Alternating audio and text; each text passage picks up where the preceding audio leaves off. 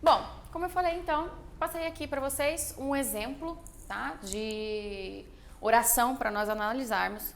Já deixei separado e nós vamos ver então como funciona essa análise morfológica, tá certo? E aí, tomem muito cuidado para que vocês não confundam os termos. E eu vou dizer agora para vocês quais as confusões comuns então encontradas dentro da análise morfológica. Lembrando, essa confusão é feita a partir do momento que nós aprendemos a análise sintática também.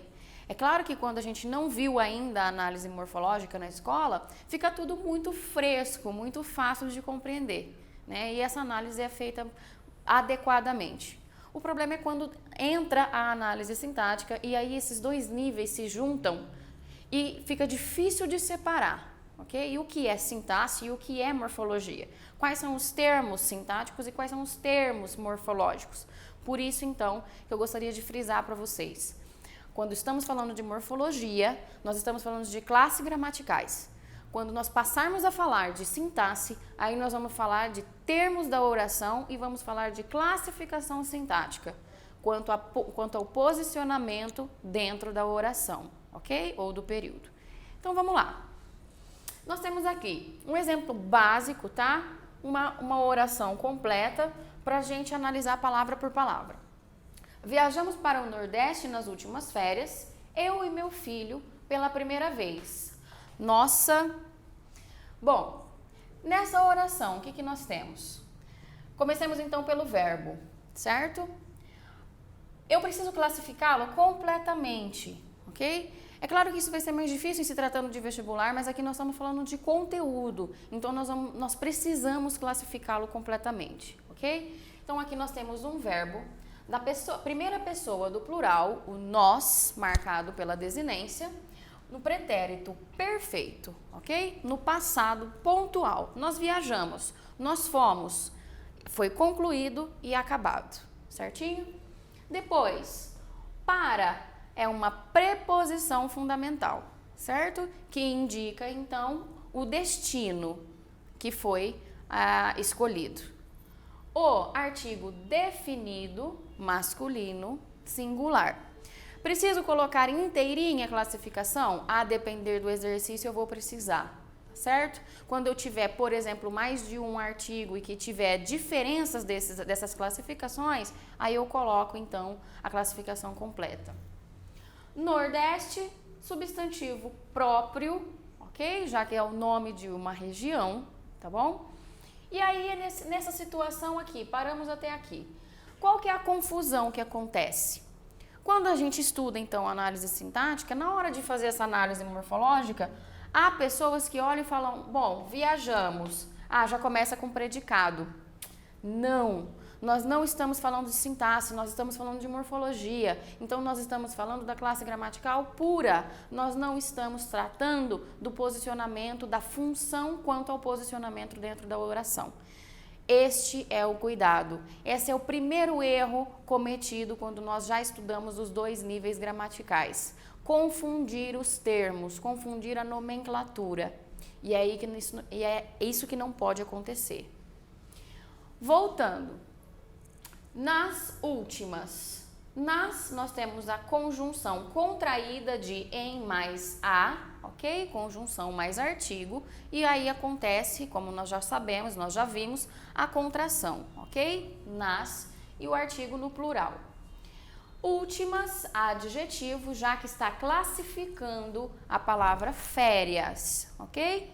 Neste caso, então, o última está funcionando como adjetivo. Férias, substantivo abstrato, já que nós temos uma ideia de férias, não é uma palavra concreta, não tem um significado concreto, é uma convenção, é uma ideia, por isso é abstrato. Eu e meu filho. Eu, pronome pessoal, na primeira pessoa do singular. E, conjunção, me desculpem aí, era para eu ter escrito aqui para vocês também, conjunção aditiva, ok? Meu, pronome possessivo, adjetivo.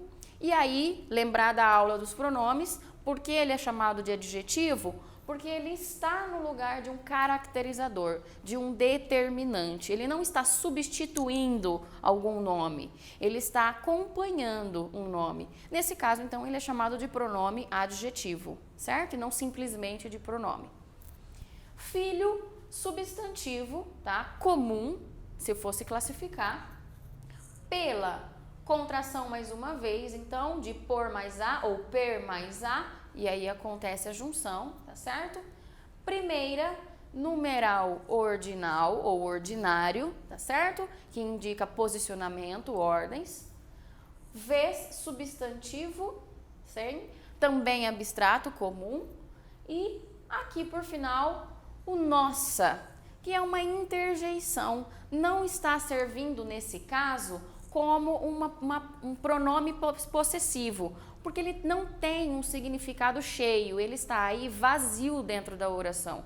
Ele não está sendo classificado nesta situação como pronome, porque ele não está indicando a posse de nada, a posse de nenhum objeto, de nenhuma coisa, de nenhum nome. Ele simplesmente está indicando, está fazendo uma exclamação sentimental. Por isso, então, nós chamamos de interjeição. Se ele tivesse acompanhado de algum outro nome, aí sim ele voltaria à sua função primeira, que é a de pronome possessivo. Como não, ele serve apenas como uma interjeição.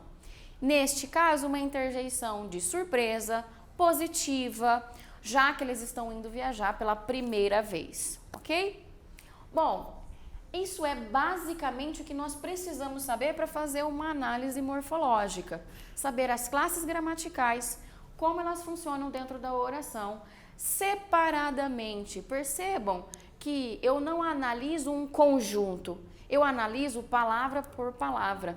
E por isso, então, é bem diferente do que nós temos na análise sintática, assunto, tema que nós vamos tratar dentro de algumas aulas. Certo, pessoal?